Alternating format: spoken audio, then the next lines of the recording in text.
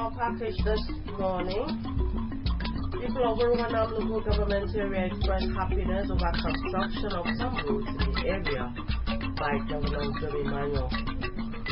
Speakers at University of Uyo Round Table suggest measures to curb economic recession in the country.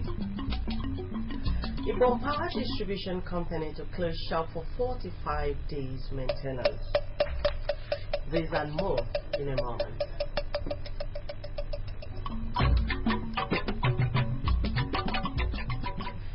Very good morning to you and welcome to AKBC 45 News at dawn. I am Blessing Isongyo. The people of Oroganam local government area have expressed happiness with Governor Udom Emmanuel over the construction of roads in the area. This was made known when members of the Oroganam Development Union, Abuja chapter, visited the Deputy Governor in his office. The report is here presented.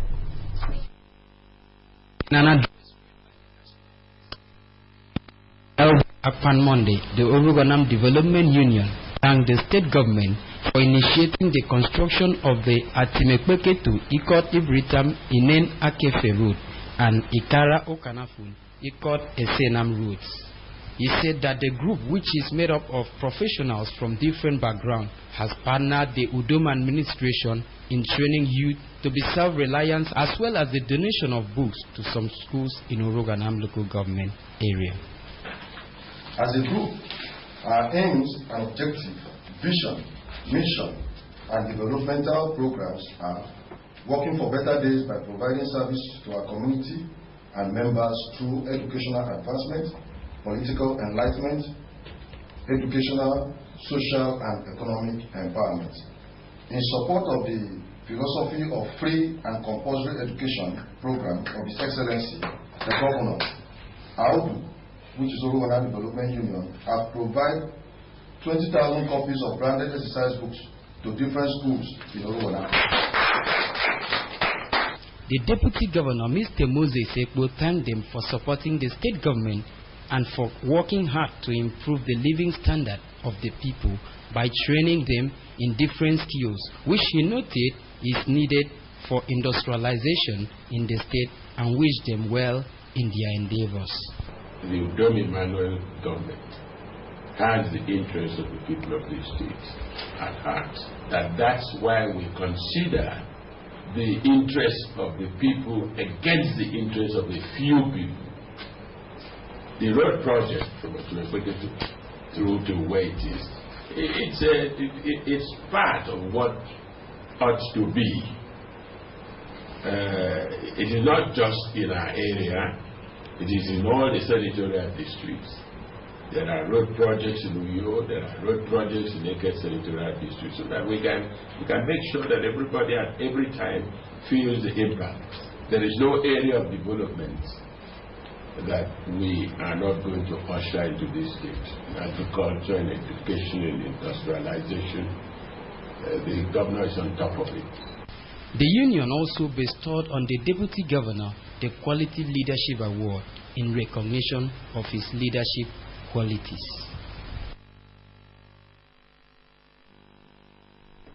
The state government will continue to provide a conducive environment for individuals and groups who are ready to partner the state to achieve its vision of creating jobs for the people.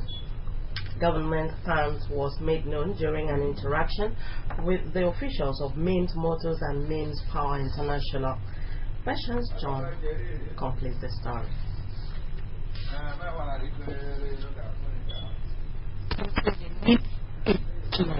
A USA-based firm, Newman Okechukwu, that the Kwaibum to key into the visionary leadership of government and to take advantage available in the state. According to him, his company intends to generate power for electricity as well as for cars that will be manufactured by his company. So when we looked at the system, we saw take energy, you create the energy. Electrolysis. We can desalinate 1 cubic foot of water for every 1.5 kilowatts of energy that's used. My system does it differently. What we are able to do, we take the tube system and we run the power through the battery system, which desalinates the salt water and then to the grid. Once the battery desalinates the salt water, we're able to take the fresh water out, refill it with more salt water, and provide clean water to the people. The Deputy Governor, Mr. Moses Ekpo, thanks the investors for recognizing power as one of the major problems in Nigeria and for proposing solutions to it. Mr. Ekpo said that the state government will not hesitate to provide an enabling environment for any genuine investor to establish in the state.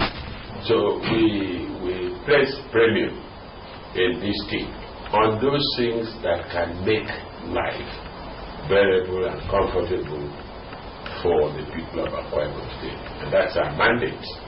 Our core mandate is to improve the standard of living of our people, to improve life generally for our people, to put food on each table, and to provide work for our people who are teeming and waiting to get something to do. The investors said they will begin work on completion of the licensing process by the Nigeria Electricity Regulation Commission. Patience John reporting.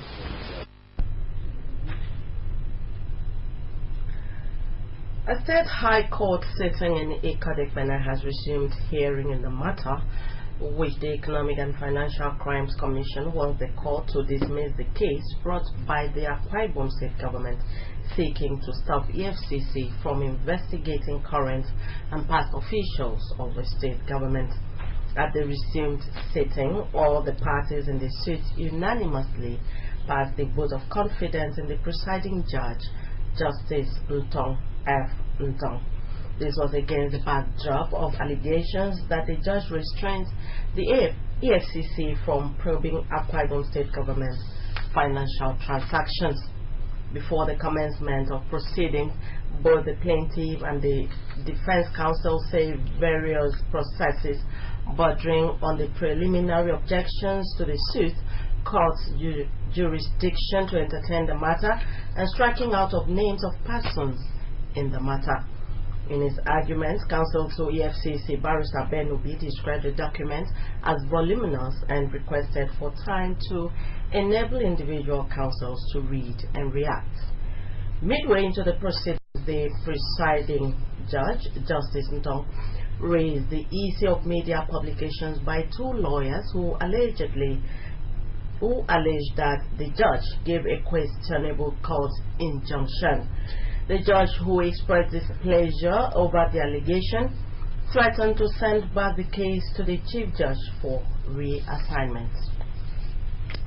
Akwa Ibom State government was represented by the immediate past Attorney General and Commissioner for Justice, Barrister Owemedi Nwoko, the Solicitor General, Barrister Gloria Morin, and 5 other lawyers. AKBC Judiciary Correspondent Harrison Essien reports that the case has been adjourned to November 22, 2016 for hearing pending applications. The chairman of the State Universal Basic Education Board, SUBE, Professor Maria Koro, has pledged the commitment of the new board to consolidate on the gains of the outfit as well as align itself to the state government's educational philosophy. Professor Ikoro was speaking while addressing staff of the board as she and other members resumed duties at the board's headquarters in Uyo. The story is here presented. Professor Maria Ekro, who was addressing the top management staff of the Universal Basic Education Board, SUBEB, said that members of the board see the appointment as a call to serve the people, particularly the children. She described basic education as a foundation to any achievement in public and private lives, saying that the new board members, who are made up of erudite people, will strive to leave remarkable imprints during their tenure. The board chairman said that the board, which will maintain good relationship with management and staff, will place the welfare of teachers as priority because, according to her, teachers play an important part in having quality, functional basic education in public schools. She spoke of the responsibility of the board and promised to work as a team to actualize government's dream of having quality education at the basic level, and commended Governor Udom Emmanuel for finding them fit to serve in that capacity. And our commitment here is that we will align with his philosophy, recognizing that basic education is the springboard for all achievements educationally and at corporate levels. The permanent secretary in the board, Elder Ezekiel Omor, said the management and staff of the board were grateful to the governor for reconstituting the board with the appointment of seasoned personalities to serve. While briefing the board members on the responsibility of SUBEB, Elder Omor said it is one board that is created to ensure that the federal and state government policy and basic education are implemented to create the desired effects in the development of the society.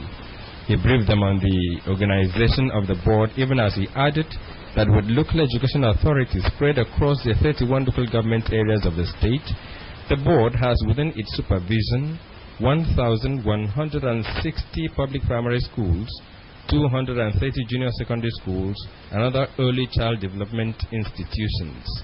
Elder Omor expressed the readiness of the management and staff to work with the board and thanked God for having them appointed to serve the state. Carry programs and activities for federal government and also for the state government. In other words, the only agencies in Akwa Ibom that is being funded is SUBEB in the whole of the state. Those who spoke at the occasion corroborated the remarks of the board chairman and the permanent secretary and expressed their readiness to work together for the common good of the state.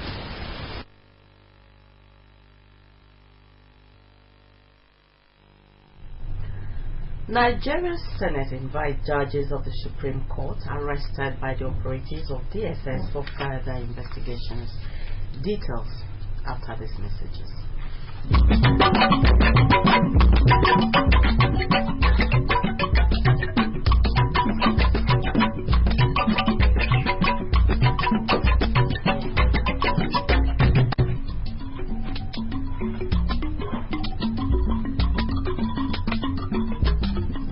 Glad to have you back. Government at all levels in the country have been advised to invest more in economic activities that will ensure that Nigeria's currency is domiciled in the nation. According to a university teacher, Professor Edet R. Akpan, this will curb the impact of recession which the country is currently facing. Professor Edet Akpan, who is of the Department of Economics, the University of Uyo, was speaking during a one-day roundtable on the theme Economic Recession in Nigeria. The roundtable session was organized by the Department of Economics, University of Uyo. Imenya was there. Explained that recession, which is inherent in every economic system, is a period of general decline in economic activities, noting that a country's gross domestic product and unemployment rate can be used to ascertain the level of recession in a nation. The professor advised that government should start taking stock of their actions, encourage technological development among its populace, and called on the government to put pressure on the government to work harder as a way of fighting the recession. And then reorganize your spending in such a way that you spend on things that are likely to get you out of where you are. At the level of the system, it is investing. Private people will not invest when you are experiencing a recession. So it is time for government to invest. Gains, they should. Dr. Okonamasi of Mutual Alliance Mortgage Bank, who was the second speaker, asserted that inflation, stagnation, exchange rate regime, low business confidence, currency value, and hunger were some of the elements of recession, and suggested that government should stabilize the nation's currency, sell off some of its shares in corporate ventures, as opposed to complete sale of federal assets as a way of combating the recession. Dr. Amasi also suggested that efficiency in public sector should be improved by the government, while entrepreneurship should be encouraged and multiple taxation of small and medium businesses avoided. He also said that transparency in oil production should be encouraged and bailouts should be given directly to workers and not state government as a way of fighting hunger. If you fight with interest rates, you will have a situation where corruption and fraud will be the order of the day. It will make borrowing naira very cheap. In his opinion, Dr. Christopher Ekong, whose paper took more of statistic perspective, said that the inability of Nigerians in power to tell for a fact the nation's debt profile and to agree on some issues was a bane to effectively tackle the recession in the country. The discussant, Dr. Godwin Akpan, while summing up the papers, noted that Nigeria's system of fighting corruption was counterproductive and therefore advised that information should be well managed to avoid leakages that will discourage investors. Earlier, in his welcome address, the Vice-Chancellor of the University, Professor Enefio Essien, represented by Professor Eni Uko, said that the seminar was timely. The Vice-Chancellor expressed the hope that solutions proffered during the seminar will be implemented by appropriate authorities.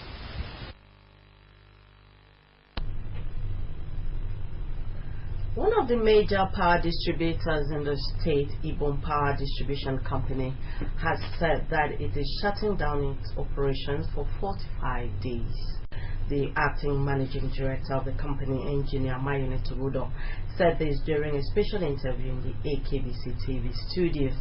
Engineer Tugudo said that the shutdown, which will take effect from Friday 21st October 2016, is to enable the gas supplier, Seven Energy Agro Gas, to carry out a facility and maintenance turnaround of the company. He explained that the maintenance exercise has been due for more than a year now, saying that it is better to have the company shut down for 45 days than risk a total breakdown.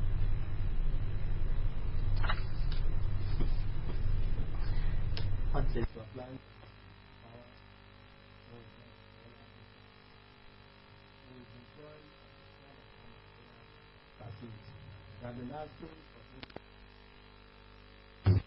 There's nothing we can do right now instead of their facilities to break down. So we have granted them the permission to go, which means the power will not be running for the next 45 days. On whether or not the state will have power supply during the 45-day shutdown of the company, the Deputy Managing Director, Engineer Nelson Ushere, explained that consumers of electricity in the state have nothing to worry about, as the company has made arrangements with the National Power Distributing Company in Aba and Odukbani to supply the state with power, pending when the Ibom Power Distribution Company will be back on operation. Once Ibom Power is down for that 45 days, we'll be having power from the national grid. Fortunately, our sister generation company in the Dupani, Cross River State, which we always join together to provide power to this part of the country, will be on, and we'll be having power from Cross River. The federal government has said that Nigeria can raise $1 billion from spectrum sale. Also, Nigerian Senate has invited for further investigations the Supreme Court judges arrested by operatives of the Department of State Security. Asiakara has the details of this and other stories. The Minister of Information and Culture, Lai Mohammed, has given assurance of the federal government's resolve to meet with the June 2017 deadline for the country to switch from analog to digital broadcasting. The minister, who was speaking at the opening of the International Conference for African Broadcasters, Africa 2016, in Abuja, said that the gains of digital broadcasting are numerous in the aspects of the economy, politics, education, entertainment, science and technology, and several others. He said that Nigeria can potentially raise a digital dividend of $1 billion from the sale of spectrum. The Nigerian Senate has resolved to invite the 6 justices of the Supreme Court that were arrested by operatives of the Department of State Security for further investigations into the matter. The justices are to appear before the Committee on Judiciary, Human Rights and Legal Matters to answer to some questions. The Department of State Security on Friday, October 7, raided the homes of some Supreme Court judges across the country over allegations of corruption leveled against them. The justices have since been bailed on self-recognition. The Central Bank of Nigeria has ordered deposit money banks to stop issuing dollar-denominated loans to bank customers who do not earn foreign exchange. The CBN Director of Banking Supervision, Mrs. Tokumbo Martins, stated this at the end of a CBN training program for directors of banks and other financial institutions held in Lagos. She said the new directive is as a result of the depreciation of the Naira, which intensified following the introduction of the flexible exchange regime, which increased the loan repayment of borrowers and threatened their capacities to meet contracted loan repayments. On the foreign scene, United States President Barack Obama has criticized Republican presidential candidate Donald Trump for suggesting that the November 8th presidential election will be rigged.